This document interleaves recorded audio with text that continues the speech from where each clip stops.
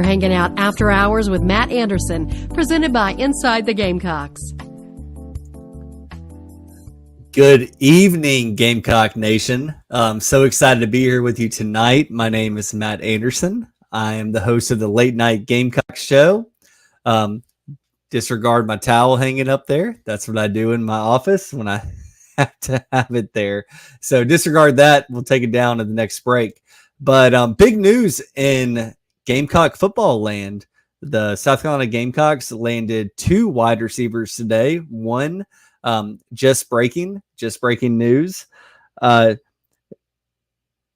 I'm going to go with Dale-Von. Dale-Von Campbell from Nevada, a 6'4", 220-ish pound wide receiver, has committed to South Carolina.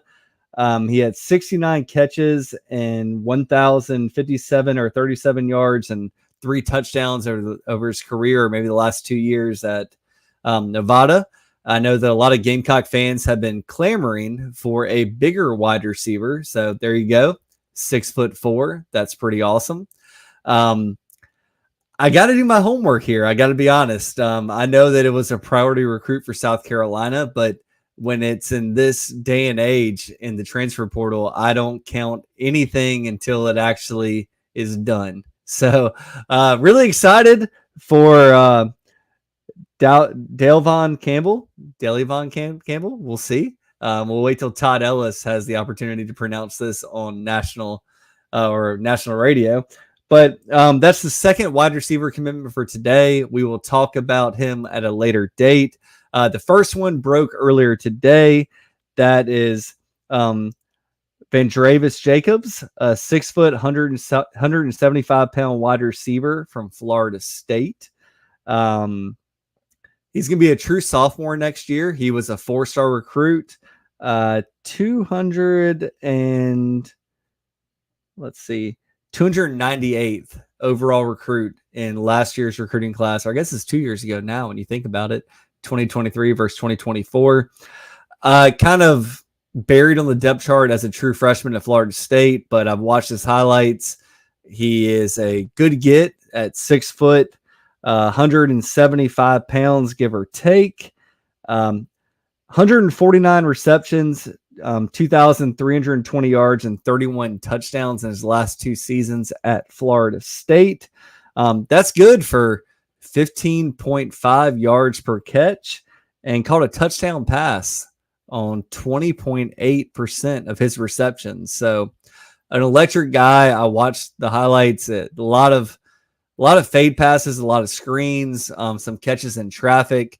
He kind of looks like he has some shiftiness to him, which is very exciting for the Gamecocks. And, although the Gamecocks just picked up a kid from Nevada, 6'4", 218 pounds, I've seen a lot of talk on Gamecock message boards and Gamecock Twitter and all the Gamecock social media at this point where Gamecocks need a bigger receiver. Well, you really don't need a bigger receiver. It's good to have. Obviously, it's a good thing. But at the same time, when you have shifty, quick receivers, that's how the NFL game is going. And you see the college game following the NFL more and more every single year. So you have more 3 and 4 wide sets. You have more opportunities for guys to get in space. And the Gamecocks have a plethora of wide receivers like that right now. Looking at the scholarship count, I'm going off what Hale McGranahan put on thebigspur.com. If you're not a member of thebigspur.com, I highly recommend that you sign up. I think they have $9.99 a month, and they're constantly running specials. But I've been trying to keep up with the scholarship count, and right now I see the scholarship count at 85, which, as we've talked about on previous shows, the Gamecocks had to get to 85 by August. I still think that there is an opportunity for more guys to transfer out of the program. I'm not going to mention any names because it's not fair to those kids and what they have to do. But I think that tonight is the last opportunity to enter your name in the transfer portal for college football. So it can take 24, 48 hours, maybe even 72 hours for these guys to actually be pushed through the process. But Right now, South Carolina has Lenore Sellers, Robbie Ashford, Dante Reno at quarterback. Luke Doty is kind of a wide receiver, quarterback slash. He's listed as a quarterback, so that's where we're going to put him. They have 6 running backs, 6 tight ends, 12 wide receivers now with the commitments today. 14 offensive linemen, 9 defensive tackles, 7 defensive ends, 8 linebackers, somewhere between 8 and 9 linebackers there. And then safety, you have 9 players, and cornerback 6, and special teams 4. So all of the rooms that the Gamecock coaching staff is going to be working with looks pretty good right now for me. It looks like good numbers. The Gamecocks are going to have to find 4 to 5 wide receivers that they can count on. I think that coming out of spring practice, there was probably a need for at least 2 more. We've talked about that on this show so far. So the Gamecocks are now at 12 wide receivers. They got to find 4 to 5 that can work every single day. But wow, I mean, big news for the Gamecocks. 14 offensive linemen is a good number, especially when you think about the high level offensive linemen the Gamecocks brought in through the freshman class this year. And looking at what the Gamecocks bring back, I mean, they had a great offensive line class 2 years ago. I gotta get used to saying 2 years ago, but some freshman offensive linemen highlighted by Big Tree and Trevon Bow, however you pronounce that. I think the Gamecocks are pretty well set up at offensive line. Defensive tackle, just looking through here, I mean, they have so many good players, players that have proven themselves at the SEC level and transfers. Really excited about that. The linebacker room looks really, really good. Safety, a lot of safeties, probably a little bit light on corner, but looking at what the Gamecocks have right now and finding a way to get to 85 scholarships, I don't know if they're going to have an opportunity to take more cornerbacks, but the Gamecocks have what they have. And I know they're really excited about Jalewis Solomon once they get him on campus in the summer. But that's just where the Gamecocks stand right now. So I'm going to take a quick second to look over the chat. The chat is actually bumping. Craig, how are you? Always great to see you. I appreciate you stopping by. Michael, a longtime listener, really appreciate it. Yeah, Michael, I'm not watching the NBA playoffs right now, but the Knicks and the Sixers is a really, really, really fun series. I'm trying to get more into the NBA right now. I usually get into the NBA in the last 2 weeks of the regular season into the playoffs. It's just a really, really, really long schedule. Big Red, what's up, man? Really appreciate you stopping in tonight. Michael says that we are fine with our wide receivers, but we could use another, I guess. Yeah, I mean, looking at that room, I mean, just Tyshawn Russell, I think, has a lot of potential. Elijah Caldwell has potential. Nick Harbor, we all know what he can do from a speed and size standpoint. Amari Huggins Rogers is a guy that has Power 5 experience. Gage Larvadane, I think it's how you pronounce it. I got to wait for Todd Ellis to pronounce everything so I actually know how to pronounce the words. And that might not always be the right way to do it. But Jared Brown, proven guy, DeBron Gatling, freshman, high floor, maybe a low ceiling, but a guy that just gets the job done. Maybe like a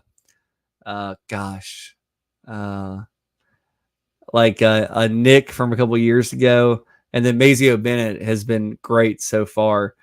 So, yeah, we'll look at the wide receiver room. I think it's pretty good right now. I think that anytime you can add a guy like Vandrevis Jacobs, it is a good move for South Carolina.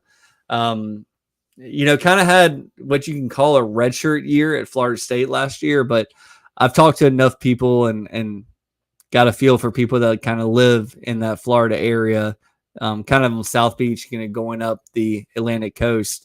That they're really, really excited about him and think that he can be great. Going through the comments a little bit more. Craig says we should get a wide receiver. Michael says that we got all we need. Beamer's shaking things up. Yeah, Beamer's shaking things up to an extent. We have speedy and big targets. And look, Lenore Sellers, I really do think is going to be a great quarterback at South Carolina. I think that he has everything he needs to be successful right now, especially with his running ability.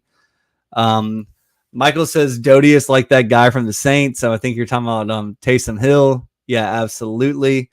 Batman says, are you liking the front seven? Yeah, I like the front seven a heck of a lot. I think you have so many numbers. I think you kind of got to go to a 4-3. 3-3-5 was good last year, but I think you got to go to a 4-3 now. You just have the numbers and you have the bodies. Batman says we're getting the kid from Nevada. Yeah, that's Dalvion Campbell. Yeah, so the chat's looking good.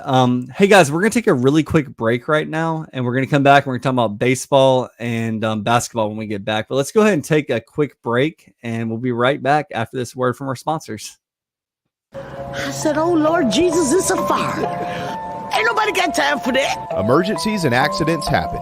When you're in the middle of a fire or water event, all you want is for things to return to normal as soon as possible. Resto Pros of the Midlands is with you. RestoProsMidlandsSC.com. Open 24/7 when you need them. Quality that is guaranteed.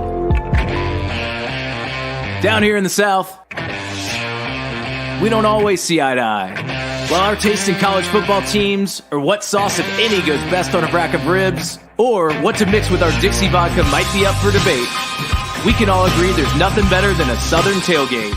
And like our favorite college teams, our ingredients come from small towns and big cities. They're grown in Southern soil, are crafted by Southern hands, and proudly represent the South in our backyard and beyond. So raise a glass of Dixie Southern Vodka to celebrate being made in America and raised in the South. Oh man, the building is on fire. During and after natural disasters or accidents, there can be a heavy loss to property. Resto Pros of the Midlands is here to help. Open 24/7. Call them when you need them. 803-493-0170. RestoProsMidlandsSC.com. Quality that is guaranteed. Mike here for one of the better dining options in the capital city. You know, when I first moved there, I asked people around the radio station, where are the best wings? Well, the consensus was D's Wings. That was then. Today, they still have the best wings, but it's so much more. Now in their new location at 415 Meeting Street in West Columbia, yeah, they get voted the best wings on a routine basis. Yes, they get voted the best sports bar on a routine basis, but they're not just about wings, and really, they're not just a sports bar. It is a family-run local restaurant and bar with 20 TVs and 25 beers on tap. And how about these daily specials? Every Monday night at D's, you've got 75-cent wings from 4 until closing. Tacos on Tuesday. Then on Wednesday, 18 wings and a pitcher of beer for $29. You've also got ribs and oyster bucket specials on Thursday. And no matter how big the party is, 20 or more, no problem. Just call ahead of time and they'll take terrific care of you. They'll do takeout as well. And guess what? A human will answer the phone and take the order. Billy and his staff do an outstanding job. Check out D's, 415 Meeting Street in West Columbia. I said, oh Lord Jesus, it's a fire.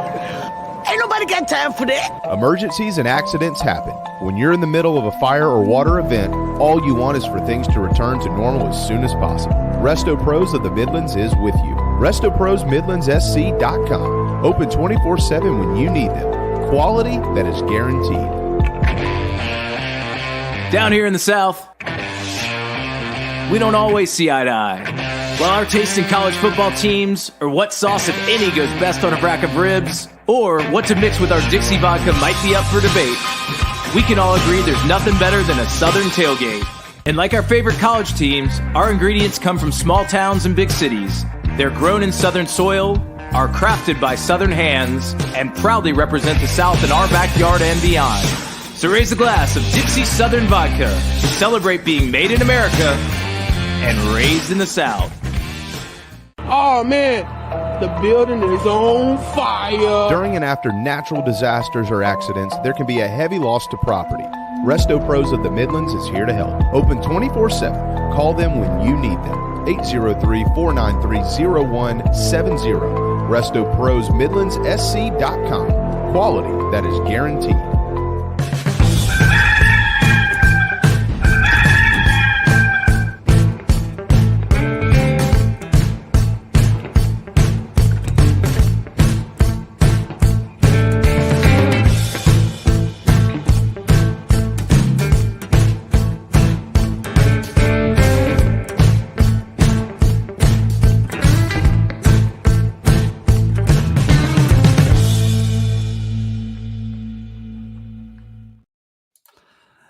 So I appreciate that word from our sponsors. That is fantastic. We got to pay the bills here sometimes, so we appreciate you guys sticking with us. Just looking through the comments here again, the football team I think is going to surprise a lot of people this year. I don't know if it means 8 wins, 9 wins, 10 wins. I see some folks in here talking about, I'll believe it when I see it. I totally understand that. I mean, that's very, very, very, very fair. But the future looks brighter than I've seen in South Carolina in a long time. And sometimes that means that you have to, take a little bit of time to build it. And Shane took over, what was it? 2 wins after Muschamp's last year. How do you build from that? Well, you do exactly what he's done with recruiting classes that have come in. And then on top of that, you also factor in exactly how many transfers they've gotten. And the transfers so far for South Carolina have been pretty decent, in my opinion. I mean, it's not always that you're going to find a star at South Carolina, especially when you think about like the NIL situation and the way that's changed since 2021, 2022, right when that came about. I can remember conversations with JC about saying, hey, we got to figure out the transfer market. We got to figure out NIL. And JC's been more instrumental in that than pretty much anybody at South Carolina. I'm very excited that Garnet Trust and Carolina Rise has found an opportunity to kind of work together and figure out a way to make it all work. So that's exciting for South Carolina. And you've seen the news come through. I think it was today where the NCAA is looking at different ways to kind of change up NIL. I don't know how they're going to do it. They're kind of grasping at their last straws right now. But if there's actually a way to make this a collective bargaining agreement, hold players to contracts, all that sort of thing, that's just where it's going. And if it's not through the NCAA, it just means that the SEC, the Big Ten, and all these other conferences out there that have more sway and bigger pockets are going to find a way to do it. If that means they, to use Southern terms, the seed from Power 5. So we'll just see there. One thing I did want to talk about quickly is basketball. South Carolina got a big commitment from Nick Pringle. Nick Pringle was a former Alabama player, had a big game in the Elite Eight against Clemson in the Sweet 16. I don't think that Nick Pringle is going to be a guy that all of a sudden is going to start averaging, 15 points a game. Maybe he is. I'm not sure there, though. I think that he is an upgrade over Josh Gray. And that's nothing against Josh Gray, but he has just more athleticism. He has the ability to step out to the 3-point line, actually guard people. He's really bouncy, really athletic. I'm excited to see what he can do for South Carolina this upcoming season. Looking at the rotation right now, until the Gamecocks land a point guard through the transfer portal, which I think they will. I think that the guys they've targeted so far, I don't know if, while it was very realistic for them to land them, what actually happened was the fact that some of these kids just said, hey, I want to go back home. And Villanova is still a brand that's better than South Carolina when you think about Brinkus. But there are so many kids still in the portal. And from what I've been told is that, despite the May 1st deadline for names to get in the portal. And then it's going to take them 24, 72 hours to get all the way through, the team or their former college, actually, making them known to the public. There's supposed to be another big wave. It's one of those things where the college basketball market has kind of been set and now players see what they're worth. And you're going to see more guys into the portal. So I wouldn't stress out too much about who the Gamecocks land in the portal. I think they're going to get a really good player. I don't know if it's going to be Talon Cooper. There are only one of Talon Coopers that out there and exist in the transfer portal. But, looking at the rotation right now, I have to just put Jacoby Wright at point guard. And we all know Jacoby's a senior, 6'2", 180 pounds. I think Cam Scott is going to slot into shooting guard. Then you have Zach Davis at small forward. I think Zach Davis is absolutely primed for a really, really, really big junior season. If he can get his jump shot working, I think it'll be fine. Then you have Colin Murray Boyles. Enough said about him. He is a fantastic basketball player that's only going to get better and better. I know that he actually can shoot from outside 15 feet, even out to the 3-point line, but it just wasn't what was called for the Gamecocks this past season. And then Nick Pringle is probably going to slot into the starting center. When I look at lineups, I always say guard, wing, forward. Basketball is such an interchangeable game right now. But if you're going to go Jacoby Wright, Cam Scott, Zach Davis, Colin Murray Boyles, and Nick Pringle, that is definitely an SEC level starting five. I think they can upgrade from Jacoby. I don't know if that means Jacoby's going to start, be the sixth man, seventh man, what that means. But I do think that the Gamecocks will find a really good player there. But then you go to, the reserves. You have Morris Ugasuk, Miles Studi, Jordan Butler, Trent Noah, Arden Conyers, Benjamin Bosmans-Verdonk, and Oku Federico. That is pretty daggum good. And the way that I look at Benjamin Bosmans-Verdonk and Oku Federico, I really look at them as almost utility guys. Like, they're probably not going to play more than 5 minutes a game, if that, unless there's just foul trouble. But they're big bodies that you can throw out there. Oku is athletic enough to be able to guard, 4, a 5, at least throw some fouls out there and just stop guys from scoring points. And then Jordan Butler, say what you want about Jordan Butler, but he does have SEC experience. He was, a top 200 player in the country, 7 foot, 230 pounds.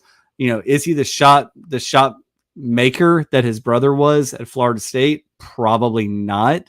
But does he have the ability to shoot it out to the 3-point line? Yeah. Is that what he's going to be called to do? Probably not.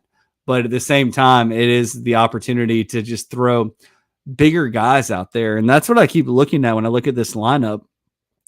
Outside of Jacoby Wright, who's 6'2", you go Cam Scott, 6'5", Zach Davis, 6'7", Colin Murray Boyles, 6'7", Nick Pringle, 6'10", Morris Ugasuk, 6'4", Miles Studi, 6'6", Jordan Butler, 7 foot, Trent Noah, 6'6", Arden Conyers, 6'7", and then you have Benjamin Bosmans-Verdonk, 6'9", and Oku Federico, 6'9" as well. So it's going to be one of the bigger lineups that South Carolina has put out there, and all it's really missing is a point guard. If you told me that Talon Cooper was coming back next year, and no, that's not a possibility, but if you told me that Talon was coming back, that looks like a top 15, top 20 roster in the country.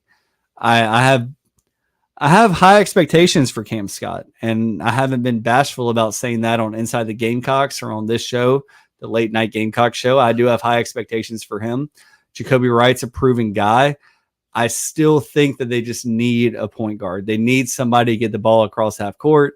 They need a guy that can break the defense in a full court trap, half court trap. South Carolina just needs to get into their offense. And, I kind of looked forward here. And when you look at it, South Carolina next year, 2 years from now, again, 2 years back, 2 years forward, they're going to have to replace a guard. They're going to have to replace 2 wings and 2 forwards. And I don't think in this day and age, you can count on, a true freshman starting a point guard. As much as I love Eli Ellis, I don't think you can count on that. And then Hayden Osman, a forward. I've talked to people in South Carolina that are high school coaches that think the world of him, but even they say, it's 1 or 2 years away. So looking at that, the Gamecocks are going to have to replace 5 to 6 men from their roster for next season. They got 2 of them already. So you're kind of looking at 3 to 4 more guys. I think in this era of college basketball, it's going to be from the transfer portal. When you talk about point guard, and I see a lot of comments here in the chat box, and they need to find another guard, and not a shooting guard, not a wing. They got to find a point guard. I think that they will. If it's a high level guy, I don't know if you're looking at like, okay, put it this way. Michi Johnson was a high level guy from Ohio State. He graduated early, went to Ohio State, played 2 years there, redshirted his freshman year. That's a Power 5 guy. Are they going to find a guy like that? I really don't know. I just don't think there's that many of them left. Now, if what I'm hearing is true, there's going to be another wave of guys entering the transfer portal. How many of those guys are point guards? I don't know. But I can tell you right now that point guard is probably, if I'm being really honest here, probably the easiest guy to find in the portal. Not necessarily like the future NBA draft pick. I'm not saying that, because those guys are either in the draft or they're well established at their college team. But most guys growing up play guard. Like, there's only so many guys that are 6'4", 6'5", 6'6", 6'7", 6'10". So I think the biggest learning curve does come from the guys that are 6'7" to 7 foot. The guys that understand basketball and have been playing at that size and that weight and height and all of that for a long time have been point guards. So it's really about getting somebody that can shoot. You definitely want to find a guard that can shoot, but at the same time, it's finding that person that can break down a full court trap, a half court trap, get the team in the offense where all of a sudden the passes are flowing. So that's what I see. I think the Gamecocks will find a guy. They have one spot open on the roster right now, and we'll see what happens. But the big topic tonight is baseball. And I am very optimistic about this baseball team. And I know that is sorry, I got to respond to this. Craig just said does Felder have any eligibility left? I don't know. If he does, he's probably going to go play for Frank Martin. But Frank has a lot of guys on his team right now that have transferred out, so he has a lot of open spots. With baseball, I kind of just wanted to bring this into perspective. You know, right now, if you look at the SEC East, Kentucky is 16-5, Tennessee 15-6, Vanderbilt 11-10, South Carolina 11-10, Georgia 10-11, Florida 9-12, Missouri 6-15. Then you look at the SEC West. Arkansas is 16-5, A&M 15-6, Mississippi State 12-9, Alabama 9-12, LSU 7-14, Ole Miss 7-14, and Auburn 3-18. If you look at South Carolina right now, and look, I know that everybody has their favorite ranking system, whether it's Baseball America, Perfect Game, USA Today, D1 Baseball. Like, everyone has their favorite ranking system. I just use Baseball America for this exercise. So if you hate Baseball America, don't get mad at me. That's just what I use. But right now in Baseball America, South Carolina is ranked 18th in the country. And South Carolina is 29-14, 11-10 in the SEC. And the Gamecocks have, by my count, 11 games left. The first one starts tomorrow night. East Tennessee State comes to Founders Park. It's a non-conference midweek game. Do I love that it's on a Wednesday before having to travel to Missouri? No. Do I worry about the Missouri series because of the travel? Kind of. But at the same time, these guys have been playing travel baseball their entire career, playing 1 or 2 games a day for 5-6 days in a row in the summer. So you have East Tennessee State at home, then you go to Missouri for a 3-game series. You play Winthrop at Winthrop. That's a tricky one. I think the Gamecocks should win, could win, probably will win. But then you go to Georgia May 9th through the 11th, and then you finish the season against Tennessee May 16th through 18th. So looking at that, Missouri is only 12-10 at home. 12-10. So Missouri is 6-15 in conference, 12-10 at home. So, we'll see what the Gamecocks do there. And then you have Georgia at Founders Park. Georgia is 4-9 in true road games this year. I think Founders Park should be electric for that. I know that Georgia's a really good team, but at the same time, the Gamecocks have to find a way to win that series, if not sweep. And then you go to the Tennessee, May 16th through the 18th. The scary thing about Tennessee is they're number 3 in the country and they're 30-2 at home. So I kind of asked myself, what's the best case scenario? What's the worst case scenario? What's realistic? So best case scenario with the Gamecocks being 29-14 right now is they win the rest of their regular season games.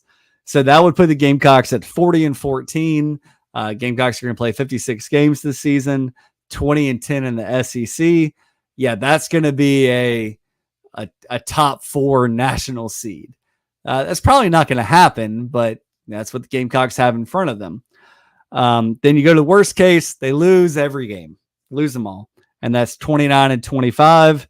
And you're going to miss the NCAA tournament there because you're 29-25 overall and 11-19 in the SEC. I don't think that's going to happen. And look, Gamecocks have already lost a game this year against Clemson. Like when I say lost a game, I mean the game didn't get played. Postponed, not going to get made up. So the Gamecocks are not going to play a full season. Same thing happened last year against LSU. So they're going to have a 56-game season if everything works out the way that it's scheduled to right now. So realistic. And I want to hear in the chat box, what are y'all thinking here? And Craig, I will actually get to that question here in a second. But so realistic, I think you win 2 or 3 games at Missouri. Missouri's 12-10 right now at home, and they have a 6-15 record against the SEC. If you cannot find a way to win that series, I think that the rest of the season not only becomes more important, but also becomes kind of worrisome if you're looking to host a regional. So then you go and you have Georgia at home. Georgia on the road is 4-9. I think that the Gamecocks need to find a way to win 2 out of those 3 games. And then you go to Tennessee, and Tennessee is a tough place to play. Gosh, I mean, if you win 1 game on the road against Tennessee this season with the way they're playing at home, I think that you consider that a success. But I would also not rule out a sweep. And that has nothing to do with how I feel about the Gamecocks baseball team. We'll talk about that in a little bit, but it's a tough place. And I just don't think that you can survive getting a regional host despite the Gamecocks RPI and their wins against top 25 opponents. I don't think you can go in to the SEC baseball tournament losing 3 in a row to Tennessee and potentially be, out in 1 or 2 games in the SEC. I don't know what's going to happen there, but and I'm also saying, realistically, you split the midweeks. Does anybody want to split a midweek? Heck no. Nobody wants to split a midweek game. But at the same time, right now, this is the final stretch. So you're not going to burn pitchers in a midweek. You got to hope that the Gamecock bats show up. And in midweek games, if these teams don't have a realistic opportunity, and I mean their opponents, to get to the NCAA tournament, are the Gamecock baseball players going to face, East Tennessee State's ace, Winthrop's ace, to try and get them that memorable win over a premier top 10 team in the country, South Carolina? Or are they going to throw their midweek guy and South Carolina has to capitalize on facing the midweek guy? So, yeah, and Martin, I'm seeing this really quick. Gamecocks haven't been swept all year, and it's ridiculous. If you go through this, and I pulled up, and I just wanted to see this for, S's and G's to see what it looked like. But, going in chronological order, right now, South Carolina has played 1, 2, 3, 4, 5, 6 teams in the SEC with 9+ wins in the SEC so far. And that was currently number 14 in the country, Vanderbilt. Gamecocks went 3-0, and they scored 17 more runs than Vanderbilt in that series. Then they played currently number 17, Alabama. They went 1-2, and they were -7 in runs scored in the series. They played number 1 in the country, Texas A&M, went 1-2 in that series and finished at -9 runs scored over a 3-game series. Played Florida. Florida's not ranked. We all know that Florida probably has more raw talent than most teams in the country. Same thing as like LSU. But South Carolina went 2-1, +6 runs scored. Against Arkansas, the number 2 team in the country, Gamecocks went 1-2, and they went even in runs scored over the entire 3-game series. And then against Kentucky, obviously we all remember that. Kentucky, South Carolina went 2-1, +9 runs scored. Okay, so like that's the SEC schedule, and Gamecocks did not play against, I think, Mississippi State, and they haven't played against Tennessee yet. Those are the other teams that have 9+ wins in conference play so far. And then you go to the non-conference. And in the non-conference, South Carolina lost 2 games to Clemson with a -2 runs scored in the 2 games they played. And they played number 7 North Carolina, won that game and scored 1 more run than North Carolina. So you have 1, 2, 3, 4, 5, 6, 7 games or 7 teams you've played that are ranked in the top 17 in the country. And South Carolina is 11-10 in those games with a +15 run scored advantage. I say this all the time, but baseball is such a game of pitching batter matchup. You know, Gamecocks can score 15 runs in one game and score 2 in the other just because the team was different that day. What you're trying to do is find a way to win 2 out of 3 every single series. You know, Ray Tanner was famous for this. Ray Tanner always said, on the road in the SEC, you want to win at least 1 game and then find a way to win the series if you can. And at home, you want to win the series or sweep. And that's how you get a top 16 seed in the NCAA tournament. And if you win more, this is just simple math, y'all. But if you win 2 out of 3 games every single series, you're going to be a national seed. So just looking at this, if the Gamecocks were to go, win 2 out of 3 against Missouri, 2 out of 3 against Georgia, and win, get swept by Tennessee, and then split the midweeks, they're looking at a 34-20 overall record, 15-15 in the SEC, a ridiculously high RPI at that point. And then it just gets tough to see a way to be, a top 16 seed. You got to really hope that the committee is looking at your RPI and your wins against top 25 opponents, which the Gamecocks have. And I haven't done all the math like I normally do in college basketball and looking at, what these teams that are above South Carolina in the Baseball America rankings have done. But I'd be hard pressed to find, 16 teams or 15 teams that are better than South Carolina, even at a 34-20 record, because you're 15-15 in the SEC and you're going to play another 3 games against the number 3 team in the country. So that's pretty ridiculous. And, looking forward to this, South Carolina's biggest issue, and everybody knows this, this isn't a national secret. South Carolina has struggled getting hits with runners in scoring position.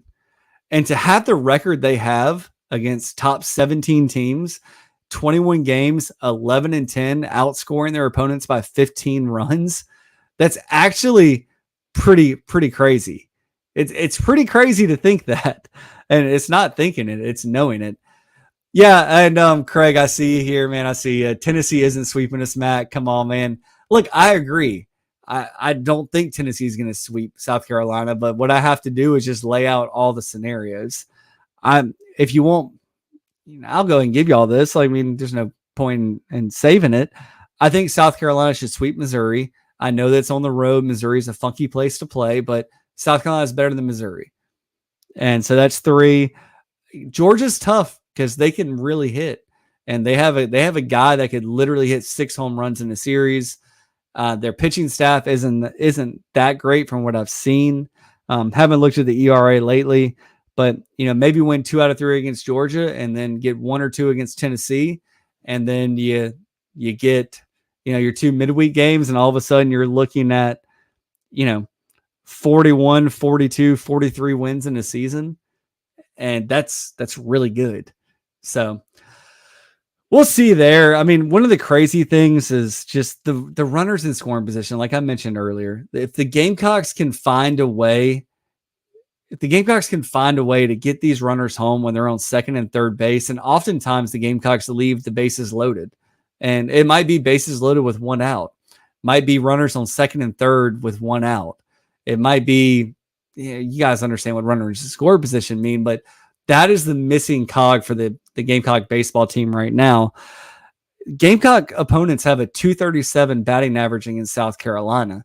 And I understand that you can say, oh, well, the first part of the season, the pitchers were on fire and blah, blah, blah. But no, that's not true, because 21 games have come against top 17 opponents. That's a 237 batting average.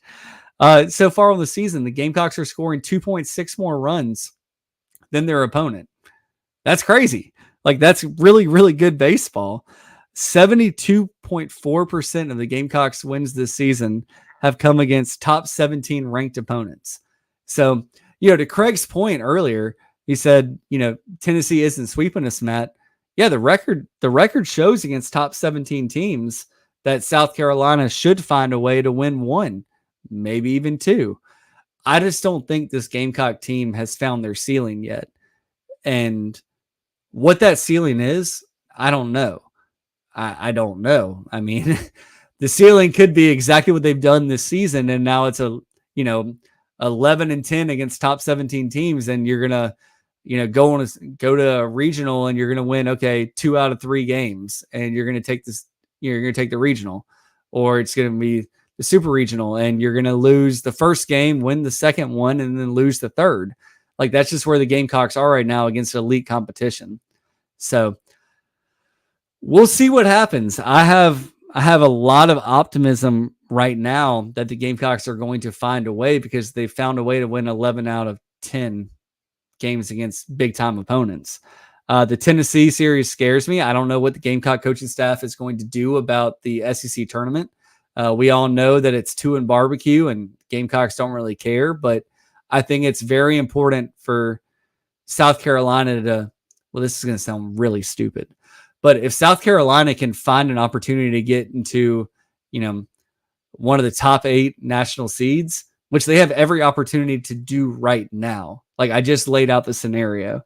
They can get there. If they get to 16, 17 wins in conference play, maybe 18 has to be the one that, just the nail in the coffin. They will get to a national seed. Now, I'm going to be ridiculous here, and you guys might really, really disagree with me. But what I think is that if the Gamecocks are, they don't have the opportunity to host for whatever reason, which I think it's kind of crazy right now based on their trajectory. But is it better to be the, number 2 seed in the 16 overall seed regional? I'd have to go back and look at the numbers. I haven't looked at the numbers yet.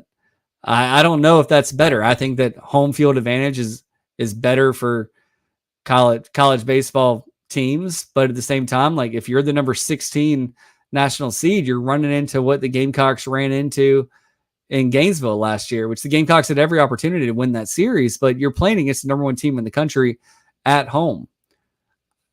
It's the same thing I always say with the NCAA basketball tournament.